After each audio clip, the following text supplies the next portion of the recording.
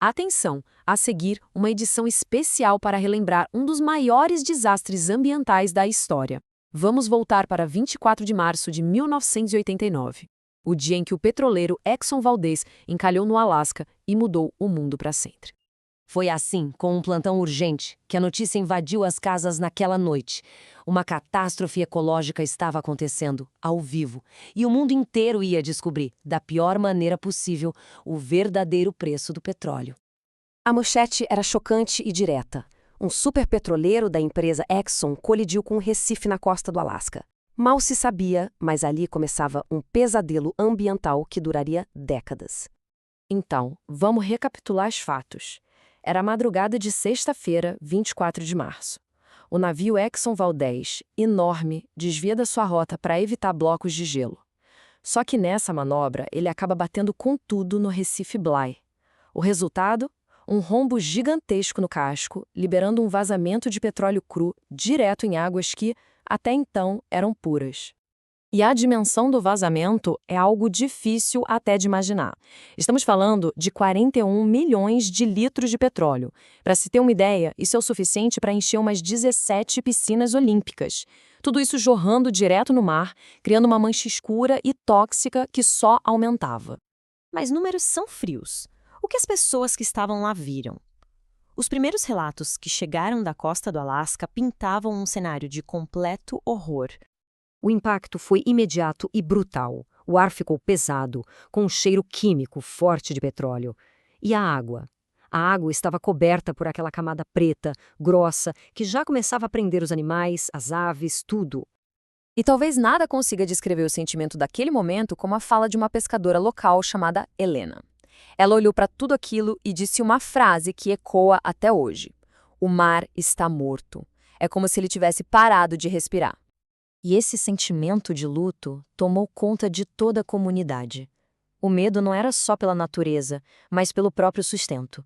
Para aquela gente que vivia da pesca, parecia que o futuro inteiro tinha sido roubado de uma hora para outra. Tá, mas por que um vazamento de óleo é tão destrutivo assim? Para entender a ciência por trás da catástrofe, a gente precisa ouvir os especialistas, como a bióloga marinha Ana Souza. E a explicação, olha, é assustadora.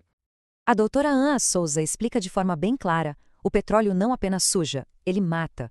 Por ser tóxico e se espalhar muito rápido, ele cria uma película na superfície da água que age como uma tampa, impedindo a entrada de oxigênio e literalmente sufocando toda a vida que existe ali embaixo.